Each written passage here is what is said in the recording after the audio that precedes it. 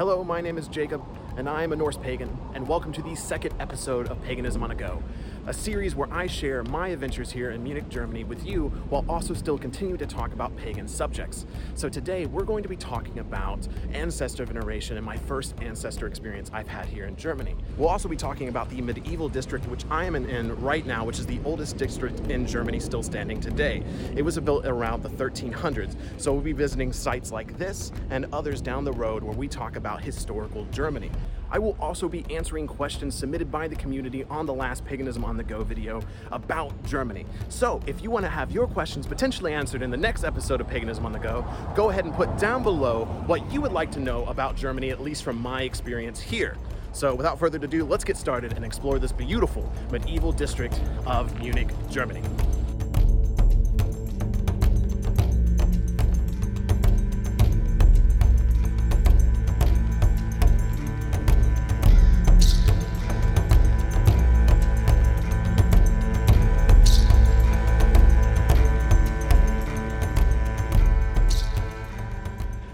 Saw in the very beginning of this video is actually the Sednlinger Tor, which is one of the oldest gates here in Germany, which is keeping up with today's theme of medieval Munich. So this gate was built in the 1300s. Now it doesn't exactly look like this when it was first built. It was actually just a singular tower gate, a part of a city expansion plan. And while it may continue on through Munich now, originally this gate actually opened up to the rolling hills of Germany. One of the things we do know is that this was one of the routes that was taken to go to Italy. So it's definitely something that's hard to picture now, as this is in the middle of a metropolitan area, but this was the border of Munich in the 1300s. Now obviously the city has expanded quite a bit, and it is interesting that the Sednlinger Tor is still standing. Now what we see today actually might not be very similar to what existed even 200 years ago, as the original tower that was built here in the 1300s was taken down, and what remains today is the two tower gates that were added later on. So while some of the foundation, some of the stonework, and some of the features may still be from the 1300s, a lot of this gate has been rebuilt in the 1800s. That's one of the problems I've actually discovered while being here in Munich, Germany, when looking for older buildings, is a lot that actually still stands has been rebuilt and repurposed or just completely destroyed in a war or in a fire. So a lot of things here are not original to what they were when they were built in the 1300s, but it still doesn't make it an amazing sight to see as the modern world and the old world collide in a city like Munich.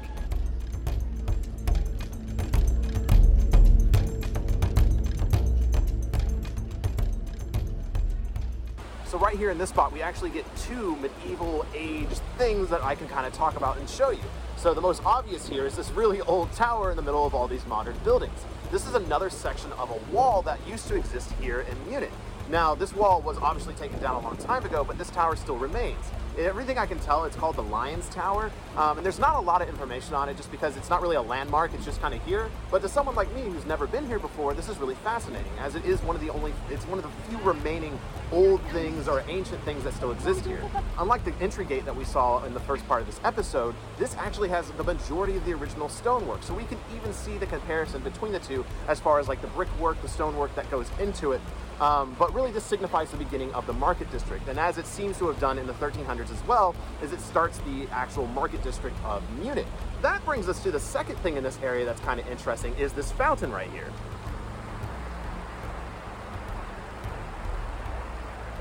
So this fountain is of a bunch of cattle, because this used to be the stockyard cattle district where they sold a bunch of cows. And as you can see behind me here, there's a huge open spot, and this is actually where they would have had all the cows come through, the beef coming through, and they would have marketed off. And this whole area was just nothing but shops and vendors, which you still see in plenty of areas around this medieval district. Obviously this fountain wasn't built in the 1300s, but it is interesting that there's still this memory of a market that used to be here. And that's something that in the United States is really hard for us to grasp, because everything is really only 300 years old. But 700 years ago, this was used as a cattle market, and probably even before then. And it's really crazy that, 700 years of history is encapsulated in this fountain of cows, which, I think to most people is not something they find very interesting, but to me, this is a very interesting and beautiful landmark, including with the tower back here that shows the beginning of the markets.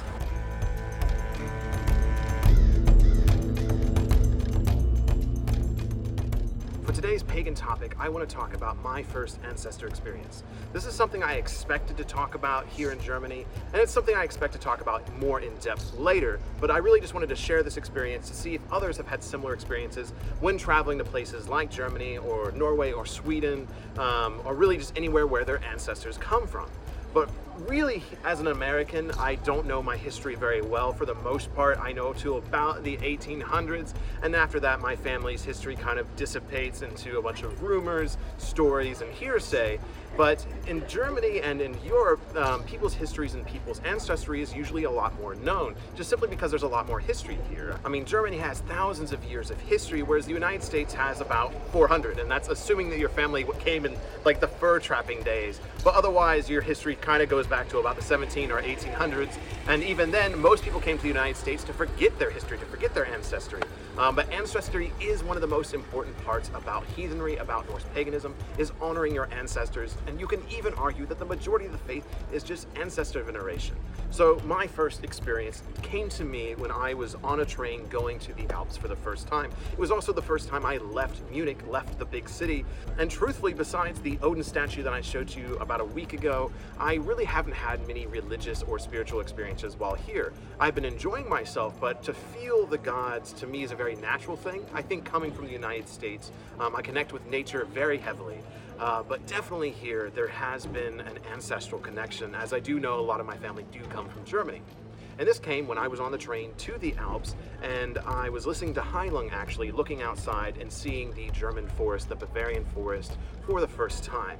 And it was really interesting. I think it was Naruto was playing, and I was just looking into the forest, looking into the sun coming through the trees.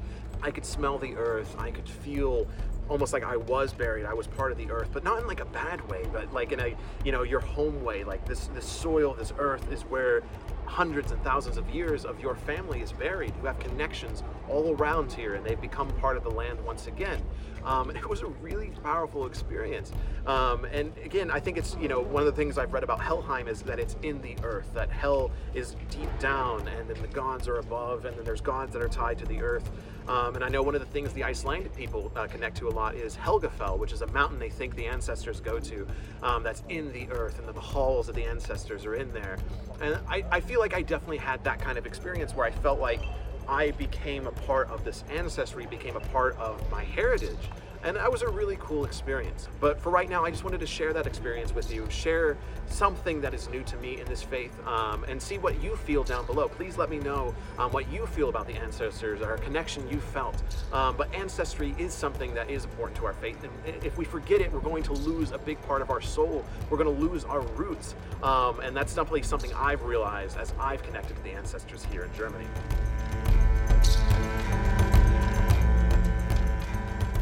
Everyone meet Yosef. Yosef is a statue I found here near the cow fountain, and actually his name is Yosef. This was a statue to Yosef, I guess.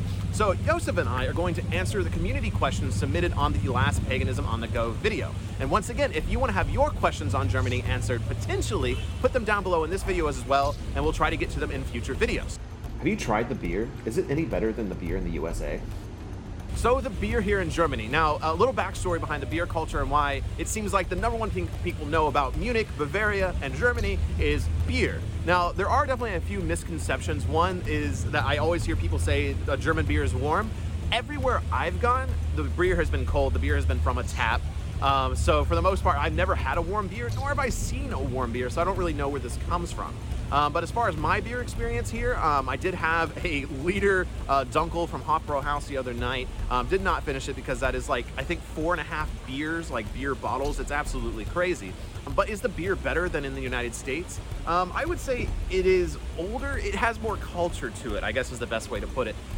There's a very large, old, traditional drinking culture here in Germany that can be seen basically everywhere. As the city has no open container law, you can basically drink wherever you want. And so there's always people drinking everywhere, and not in like a weird, sketchy New York City beer bottle in a brown paper bag kind of way, but in a very traditional cultural sense where it feels like this is what people have been doing for hundreds of years. Every park you go to, there's just people next to a creek drinking beer. Every, monument, statue, there's always someone there drinking beer, just college students, old men. I mean, Yosef probably drinks beer.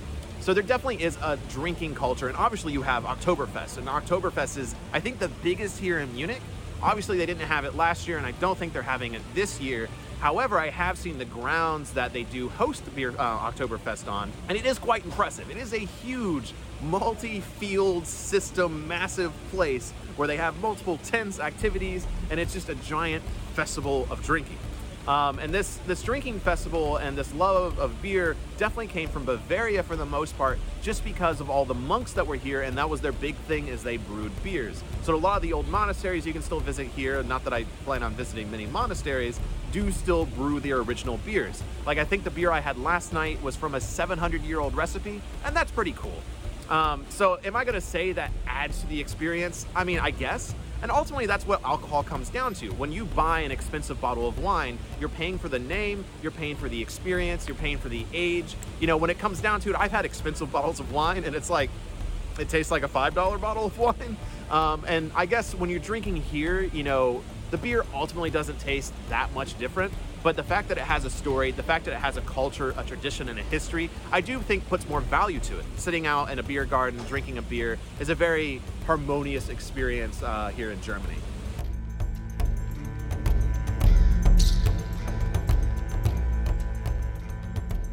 Something I do think I can touch on briefly that I'm still working on in my mind, as far as, like, you know, breaking down the misconceptions of ancestor veneration, is the ideas of heroes and villains. Is every single person, every single ethnicity, every single background and ancestry has heroes and has villains.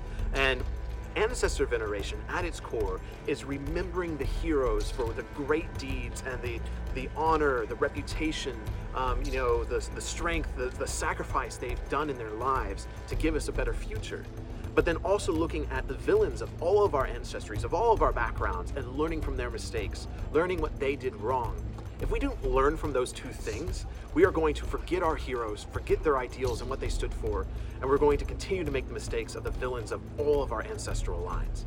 So that, to me, is why ancestor veneration is important and needs to be talked about more and made less of a taboo in this modern Norse pagan and heathen world. How is the reception of wearing a Mjolnir and an arm ring over there? Do you get stopped a lot? Have you encountered anyone else wearing the symbols of the faith? So this is a very interesting question, something that I've noticed and obviously been cataloging while I'm here. I mean, I'm wearing a Wisdom of Odin hoodie with a Lauguz on the back and, you know, the Wisdom of Odin logo. I always have my Mjolnir on, have my oath ring, have pagan tattoos. And this definitely was a marker in the United States for finding others. It was getting to the point where every time I went out to the grocery store, every time I went out to get food, I encountered somebody wearing a Mjolnir, having runes prevalent, or having a t-shirt that allowed me to strike up a conversation. That is not true here. It is absolutely not true. I have, you know, seen thousands of people at this point walking around this city, and I have seen, I think, one going to Valhalla t-shirt. And it wasn't even like, it looked more like a biker t-shirt than an actual, like, someone practicing the faith. It just seemed like he was wearing it because he was cool about it. I mean, he didn't look like someone who would be pagan at all. I could be wrong, but that's the only one I have seen in this entire city. Now, I should say I haven't seen any negative reactions to mine. I mean, again, I'm very forward about my faith and about what I believe in. And for the most part, I've had no negative interactions here, no, you know, weird looks at my Mjolnir or anything. You know, it probably helps that I'm a tourist, you know, that, you know, people can clearly tell it's an American that's not from here. But I think if you are German, there is a little bit of a negative connotation to wearing, you know, symbols out loud. And I wish that wasn't true, but obviously it has been ruined by other people. But I do think there is a pagan population here. I've had so many of you message me saying that you're here in Germany. I know several groups here that are, you know, practice in peace, you know, practice by themselves. But that definitely seems to be the general vibe of paganism in Germany, is it's a very taboo culture that is, you know, kind of under the radar, and they kind of keep it that way.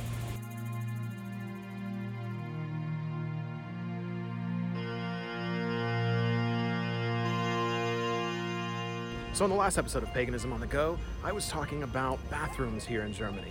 And today I'm going to complain about the weather, but in a kind of good way. So one thing, the bad thing first, is that here in Germany, it is very uncommon to have air conditioning, basically anywhere. And I'm finding that's very true of most Northern European countries, as it doesn't usually get hot enough in the summer even for air conditioning, and most people just open windows. And so again, that has a dual-sided thing, because no air conditioning on a hot day is awful, especially if it's a hot night. Now, luckily here in Germany, the humidity is not that bad. And so I've only had about 3 or 4 nights where I've not enjoyed myself and really wanted some air conditioning, as air conditioning is pretty much, a mainstay in the United States. Now, the other side of this, if you don't like the heat, is that it actually is very mild here in Germany. I mean, right now, I think in Fahrenheit, it's like 55 degrees. On July 1st, it is 55 degrees. I'm wearing a jacket, it's raining, it's actually kind of cold, but at the same time, I'm enjoying it because, if I was in the United States, if I was in Kentucky right now, I think it's 98 degrees Fahrenheit and humid. So it's, you're just sweating profusely, but at least you get to go home to air conditioning. But as far as wandering the city and exploring, I've really enjoyed the weather here. I just do wish on those certain days that does get really hot, I do wish I had some AC.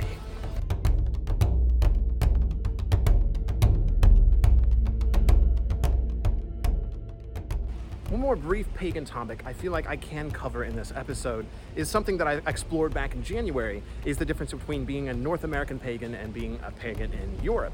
And I mostly covered the history in that video, the history of why I think it is different in the United States. But some things that have definitely been confirmed for me, or at least in my 4-week experience here in Germany so far, is in the United States, we are more connected to the land because the land is very untamed in a sense. And that's something that is different about the land here is, yes, it's beautiful. Yes, I've enjoyed the Alps every time I've been up there, but the Alps are also incredibly crowded. Everywhere here is incredibly crowded. Especially on the weekends, it's almost impossible to get some quality alone time in nature. Now, obviously, I'm going to places that are very common to go to, but at the same time, it is very hard to get to some part of nature that feels untouched by man. So I do think that there is a more ancestral connection, because that is the benefit here, is you have hundreds and hundreds and thousands of years of history, of ancestry, of magic that you can connect with. But I do find that here in Europe and in Germany that there's a lot less untamed land. So I do feel more connected to the earth in the sense of ancestry, but less connected to like land spirits, the pure raw natural power of the land that I live in. And again, it's not a bad thing, it's just a difference that I'm noticing being a Norse pagan, both in the United States and now walking around in Germany and exploring the nature here.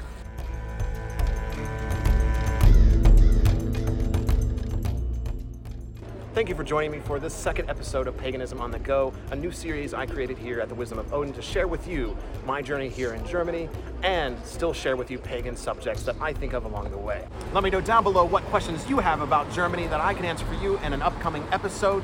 Otherwise, thank you once again, and until the hall, Skål.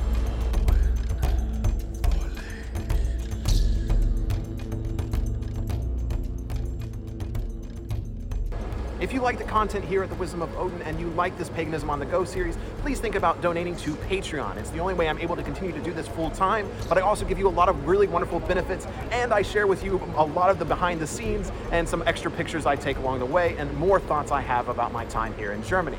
So please check out that link down below, and don't forget to like and subscribe and all that good YouTuber nonsense. And until the hall, Skål.